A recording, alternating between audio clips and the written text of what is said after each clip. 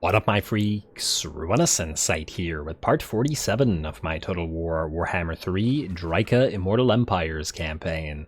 So as we saw last time, we pretty much destroyed the remnants of the Barrow Legion, taking on Heinrich Kemmler at Lyonesse and a full stack in addition to the garrison. They all fell to Dirthu's frankly obnoxious doom stack, and we are going to see the last of them shortly as Lewin takes them out. And now this episode we are going to take out Eilhart, hopefully with Drycha. Once again, the Flyers will start doing work against a full stack plus a garrison, and then we'll see what else we can get up to in the time remaining. I am a little bit concerned about Thorgrim Grudgebearer, and by the looks of it, his pretty darn decent army, because Akka here is a little bit beat up, so we're gonna have to keep an eye on all this and what's going on down there. Now, before we start doing anything else, I think this episode, unlike usual, we're going to start with a little bit of admin diplomacy.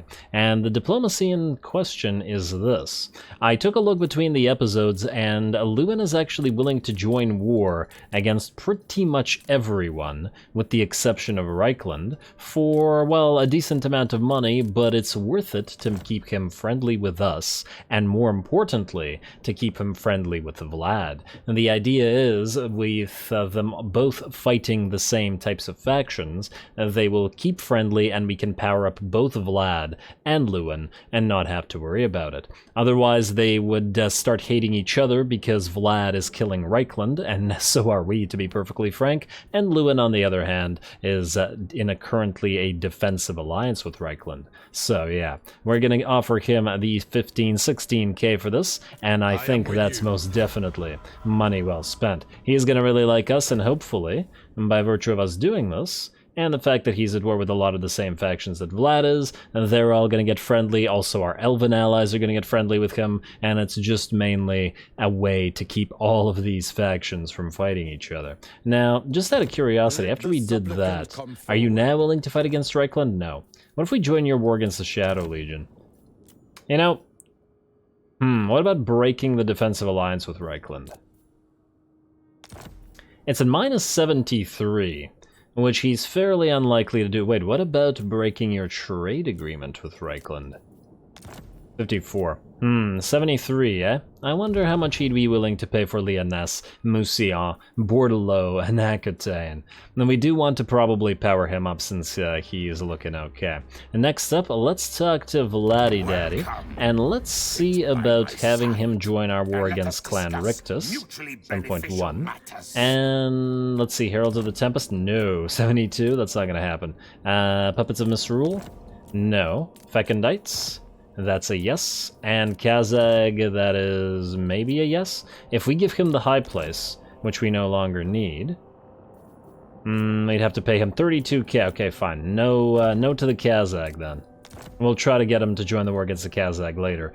We don't want him to pay us money though. He can keep that. Here, have the high place, my friend. That'll fix up or complete a territory for you. And let's keep on making you stronger. Lovely. It's a very interesting way to run the campaigns, or rather, it's very interesting how these campaigns go as compared to others. Hawkland looks like they want to trade Ironbrow's expedition, huh? They don't like our gifts to Knights of Kalador. Would have been nice to actually ally with a dwarf lord, but that doesn't look like it's gonna happen, does it? Oh well.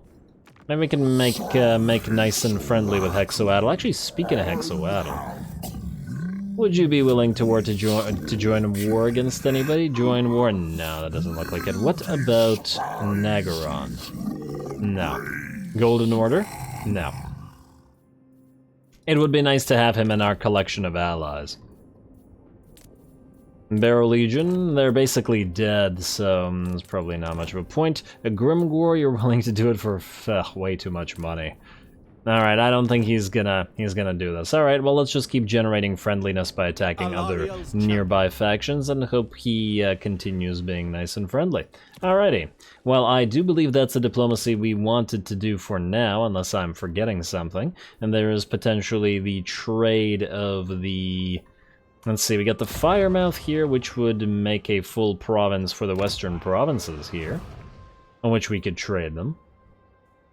We don't necessarily want to take these territories, and this is going to be a single territory here, even if it is generating money for us. Probably don't care all that much about it. Yeah, I think they can have it. It's not bordering any of our territories, it's like right in the middle of theirs, so, yeah. You, oh wait, actually. No, never mind. I was thinking we could make the sacrificial grounds here so we could sack the Gates of Zar for more money, but that's clearly not possible. So, you are going to be getting the Firemouth, like so. And do you want to join our wars against anybody? How about Karazakarek? Yes. How about Golden Order? That's a yes. How about Clan Rictus? It looks like a yes. Reichland Fekendites? Yes, yes. Slaves of Zar? Yes, yes. Alrighty. We're not going to ask for money, though, but keep it nice and friendly with everybody. Yes. Alright, lovely. We're forcing so many of our allies into wars. Actually, speaking of our allies, let's go through them here. The northern provinces.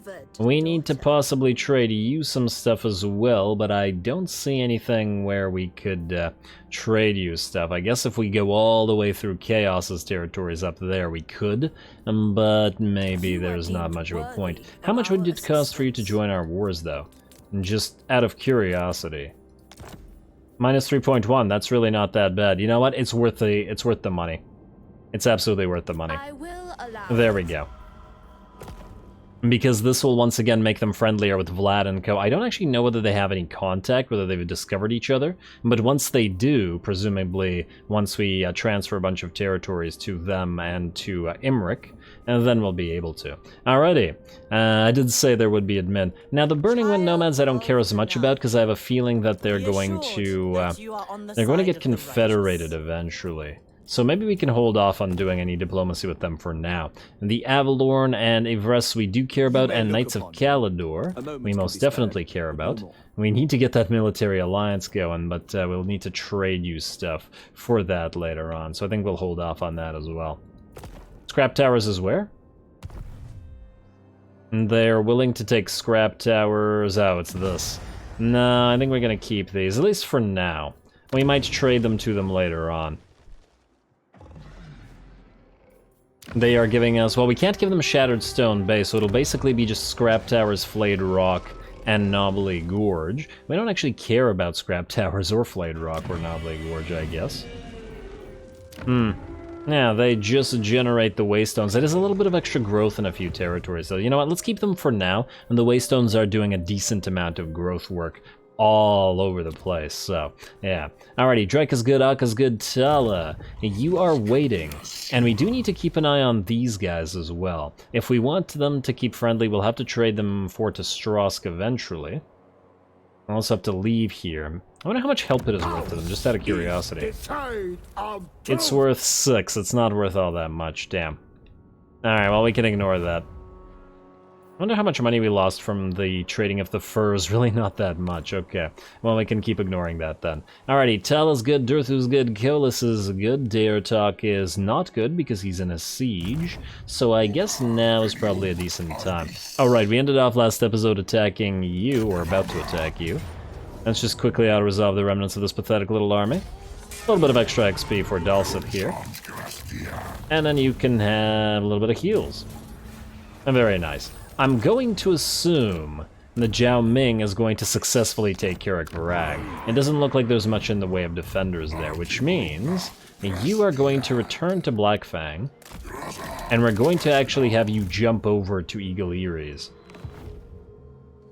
How many territories do these guys have left? 4, so they're nearly dead. We will have to actually go to their capital, which is apparently surrounded. Too bad these guys aren't at war with each other. By creating these, alliance blocks, as it were, we might force some wars. Oh, Thorak is actually quite friendly with, with these guys. It's kind of surprising. You're not welcome. He's almost willing So to I do the won't trades. pretend otherwise.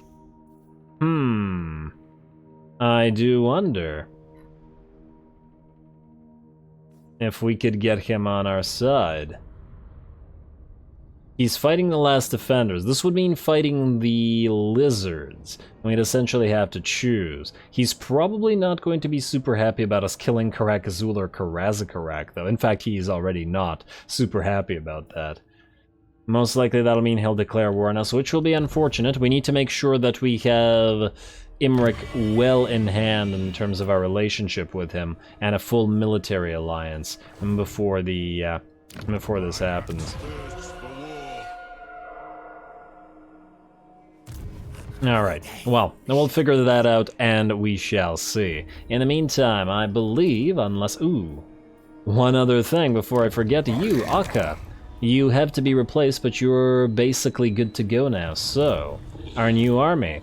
You are going to enter the army, increase mobility, and then we'll have one more branch wraith enter next turn once available. I do want you to be replaced, however, by a different lord, because your, well, Befuddlement of Mischiefs is actually pretty great here, but you are a Lore of Life, and we need a Lore of Shadows to lead the champions of Loic. So, lorefully is the way we're gonna do it. And we're gonna replace you with this guy, Ikura, Malevolent Ancient Treeman of Shadows, with more Befuddlement of Mischiefs. We'll combine at least 2 Befuddlement of Mischiefs plus an ambush thing to increase our ambush chance pretty darn massively. So yeah, Iskura rather, not Ikura. I like so. Lovely. Now, it's going to take you a while to get to Insidious Glamour. You're not actually in need of Dark Heart. But you can have, let's say, Ever-Reaching Tendrils, you can have Call of the Woods. Kind of annoying that you don't have the, you don't have access to the Loic buff, but that's okay because these guys do, don't they? Yeah, Dance of Loic. Just gotta make sure that we get one level on one and then the second level on both. So Dance of Loic level 1 on you, and Dance of Loic level 2 on you, because they can stack. Though I suppose we have such a wide line that, you know what, we probably need both levels anyway. Probably should have actually gotten Arrow of Kurnos, but too late now. Alrighty, and then you, Branch Wraith of Beasts. You are going to get Call of the Woods and Howl of the Forest. You are going to get Vissen's Wild Form, Wild Heart, Flock of Doom. And we'll probably need to get Pan's Impenetrable Pelt as fast as we possibly can. Then you are going to head out here. We've got a turn to burn until Trelon here is ready. This is what? Dwarfs punished. Diplomatic relations minus 40 with the dwarfs. Ouch. Dwarfs spared. Diplomatic relations with the dwarfs positive. Oh, we'll face a foe in battle if we do this. And we'll get the growth control and leadership. Which will mean this army fights a bunch of dwarfs, eh? You know, I do like that. I like that very much. But we're going to have to wait until we decide later. We're going to have to wait until this is in the army. So in that light, I guess we'll be March Stancing. It barely changes. March Stance over here, then. We'll go for this forest encounter, and then we'll return to that one after, and punish some dwarfs. I guess Thorek really won't be happy with us shortly.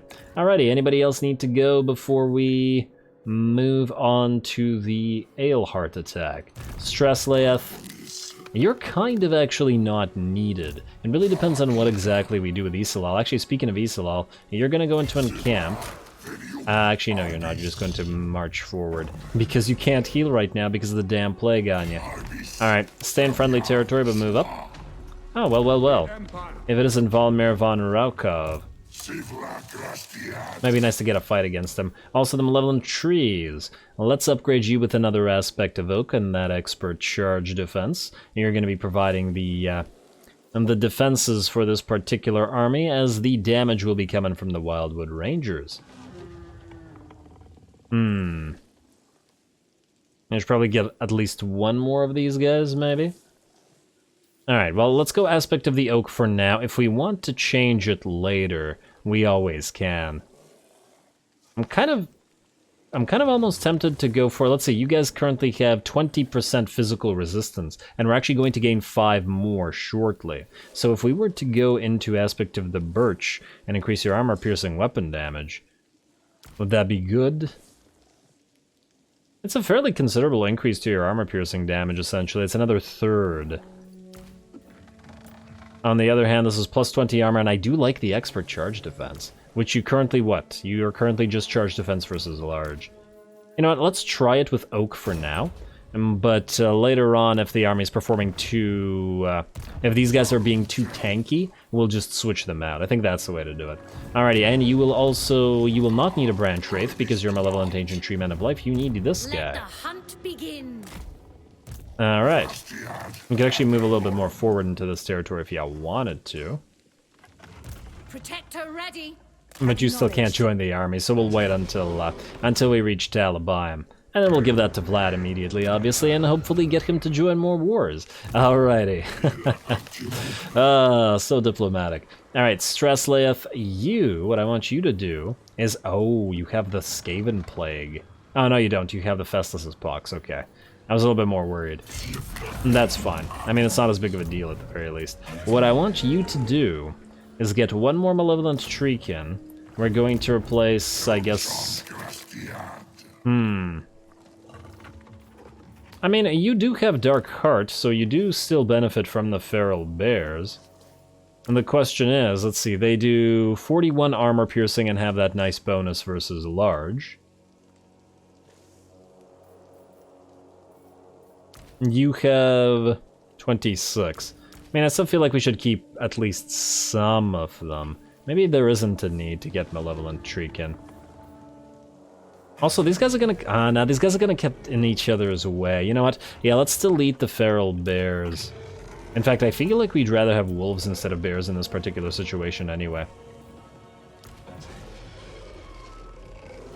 So Darkheart gives us armor-piercing weapon damage. Yeah, this army will never be able to be effective at chasing stuff, so let's get rid of the bears and replace them with the wolves. Plus, we already have a lot of armies with a lot of bears. And frankly, the wolves are better. Not that I don't like the bears, mind you. And I think we'll keep this army as it currently is for now, though if you join, we'll need to get rid of something, but we'll see. I guess you then don't need this Malevolent Treekin at all, do you?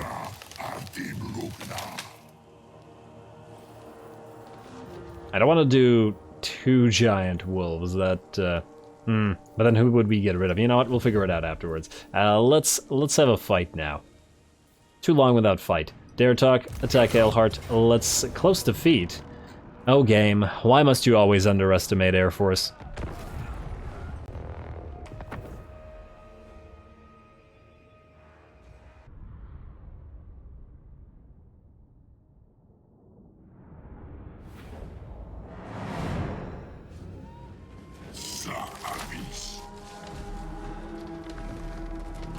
Alright, here comes the Air Force yet again. Now, I know I said I wouldn't do this before because I feel like we've tested it pretty thoroughly, but I just want to test this one more time. And rather than continue doing the whole Death Star thing, which we've proven works very, very well for the Air Force, we're going to try one more time by separating the forces into distinct little groups. This will mean units will be more easily isolated, so we will have to be a little bit more careful, but we might also be able to do more damage, so... We might as well risk this because there's a lot of enemy troops here, so it'll be a pretty darn decent test in my opinion. Obviously in that light, our dragons are going to move in and do the whole infantry mincing thing that they do so well, and the manticores are going to help them out because, well, similarly, they're quite good at mincing infantry.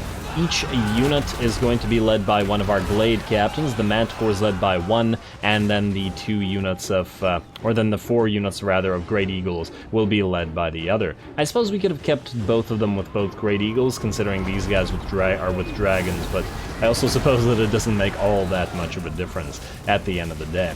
Now, the Manticores have not yet separated, but we will be separating these guys into another half and half shortly. We'll also be trying to move in some Hawks to jump on some isolated units, but we shall see, as obviously we've done this before, and these guys are very, very fragile. Here come the Great Eagles, together with the Hawks, I suppose, but right now they're going to try to assassinate this enemy lord with all 5 Eagles trying to attack him at once, and though of course the Reiksguard, or these Empire Knights, gonna help him out a little bit. Not Reiksguard.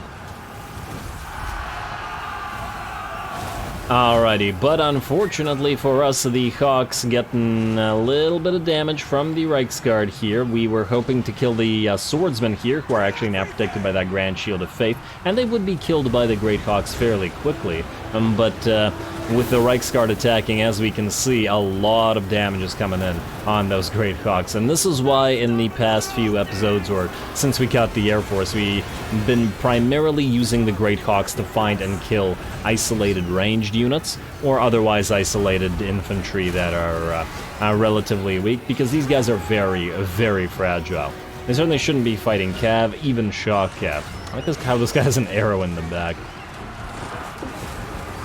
Alright, well, those guys may be fragile, but we can, by the looks of it, get them out, so we will do so. The Eagles are all, by and large, fine, though they've lost about 25% of their HP right now. Our Spellsinger of Life is still hovering overhead and ready to add a little bit of Earth's Blood. The rest of our forces now starting to separate. We've tried to move Manticores into different places, and they are probably going to start taking damage soon. I was hoping to actually stop a decent amount of these ranged units from firing, but we'll just separate a few more units and send them afterwards. We just gotta make sure that the Reichsguard and the Empire Knights and the Halberdiers don't isolate a single unit too much and thereby kill it. Otherwise, it looks like in the center line, at least, the dragons are doing pretty well, together with the manticores. One manticore here, however, is a little bit in danger, and we are going to send our lord to try to bail him out a little bit. Try to get him to move away. And so that the two can protect each other. Gonna get some hawks in here as well, just to do a little bit of extra damage by charging the enemy in the back. While the enemy lord is not quite dead, it'll also be looking to fall fairly shortly at about 40% HP. Surprisingly, these guys are taking a lot longer to kill this one lord than I would have thought. Honestly, a Glade Captain and 4 Great Eagles, I feel like, should be able to assassinate the one target fairly quick, especially since this is not a Foot Lord, so a lot of them can actually get their hits in by the looks of it. And there we go. Finally, he goes down, though it does look like our Glade Captain did suffer a little bit for it. And they'll chase him down. In the meantime, let's check back on the HP of everybody else. Looks like Manticores and Dragons are all down by about 25% HP, though the Glade Captain here did take quite a bit of damage. We have separated another Manticore to finally go after those units of crossbows, and more Great Hawks are flying around, trying to tie up the rest of them. And at this, at least, they excel. But frankly, what unit doesn't excel at killing isolated archers and crossbows? Frankly, bats could do this just as well. And they just lack the armor piercing. These guys do have armor piercing, right? Yeah. And they do have Frenzy, so let's see, 48 melee attack, but yeah, that melee defense is low, their armor is low, and even with the physical resistance at 20, you gotta be real careful with them. Plus, of course, they're susceptible to the whole flying units and getting trapped thing. That is very dangerous. Looks like one of our dragons here is completely isolated, and we are going to pop a regrowth on it as it's started to lose a lot of HP by itself, and this is the danger of not going complete Death Star. Units like this will get caught by halberdiers and knights and stuff. We will, of course, move more units to defend it, pop a Shield of Thorns on it. There's no real risk of it dying, mind you, but it has found its healing cap, which means we won't be able to return it quite to full HP. Otherwise, the balance of power is about 60%, maybe 65% in our favor. Our lord is still holding over here where there's a massive number of halberdiers surrounding him, but his back is to the wall, and he did allow our other manticore that was trapped here to get out. Plus, we can always continue healing him up. Over on this side, we still have our Great Eagles fighting. The Great Eagles are just not very great at mincing infantry. They're supposed to assassinate stuff, and clearly they've been taking way too long to kill a single basic unit of spears. Hardly surprising, mind you, as their splash damage is relatively weak, or the amount of splash that is that they cause is relatively small, rather. But nonetheless. Alrighty, well, the balance of power continues shifting in our favor. The enemy is now starting to run out of troops, even though a decent amount, I'm sure, will rally. And the rest of our forces are going to start contracting again and moving up to where our lord is fighting. I like the shot of the units standing on the on this barricade thing. It's kind of interesting that the barricade is actually facing that way.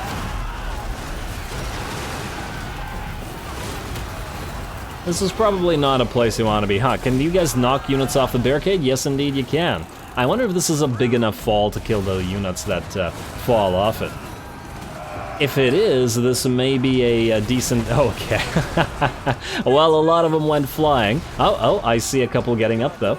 Alright, so it might... it looks like it's not big enough to actually kill them just by virtue of the fall damage.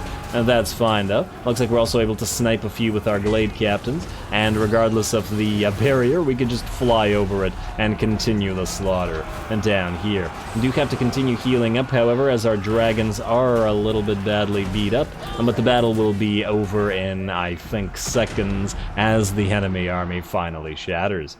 Alrighty, well, let's just take stock here for a second. Experiment, yeah, so clearly we took a lot of damage on most of our units. Granted, one of the great things about this army is like an undead army, because it's made out of a lot of single entities, it can heal mostly to full, at least where we haven't reached our healing caps. So one of the dragons will remain at like 60% HP, and one of the Glade Captains at like 75 or so.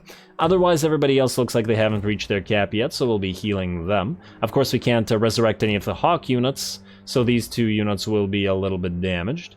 Actually, all 3 of them will be a little bit damaged. How much damage did they deal, though? 7k, 3k, and 12k. Well, 7k at the very least is fairly respectable. 61 kills and 7k on 1 unit of the Glade Captain is actually pretty darn good. And just out of curiosity, Manticores, yeah, they're quite a bit better at mincing infantry. This one's got 172 kills, the Manticores did way better. I'm actually starting to think that the Manticores are quite a bit superior to the Eagles.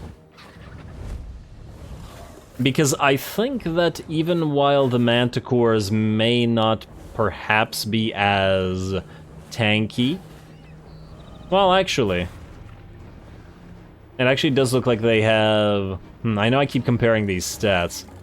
They lose out on speed and leadership, but they have better stats in most other respects, so the Eagles will get that Eagle upgrade shortly and be powered up.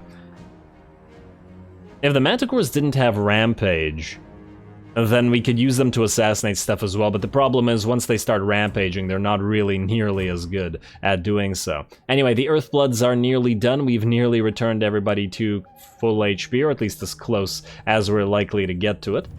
And there we go. Close victory by virtue of the damage, and you know what, fair enough, we certainly did take it and had to use our mana to heal, but at the end of the day we still came out ahead, and our army is still relatively close to full HP, and ready to go around another round, this time I think in a Death Star.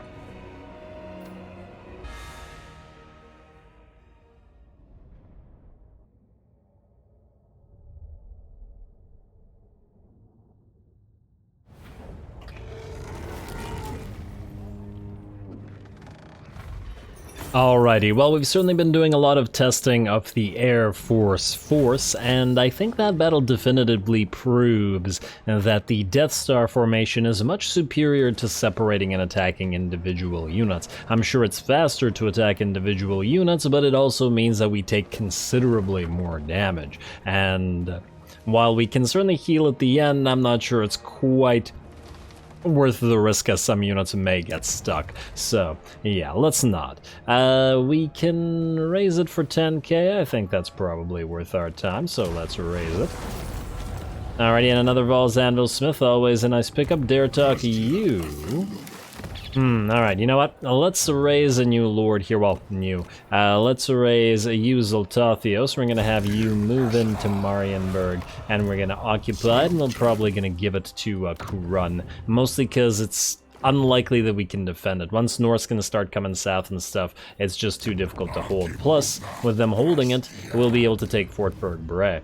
Or we'll be able to trade them Fort Berg-Bray, rather. I'd also like to take the Grung Zint for ourselves for the marble, so if he's willing to give that to us, and that would be doubly worth it.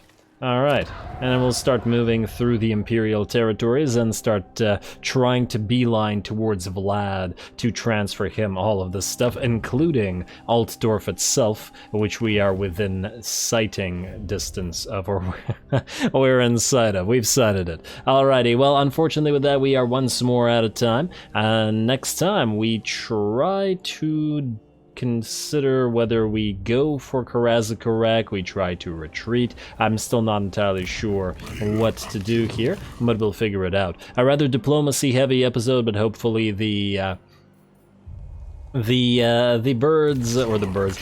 flapping of the Air Force's wings sort of cleared the diplomacy mind.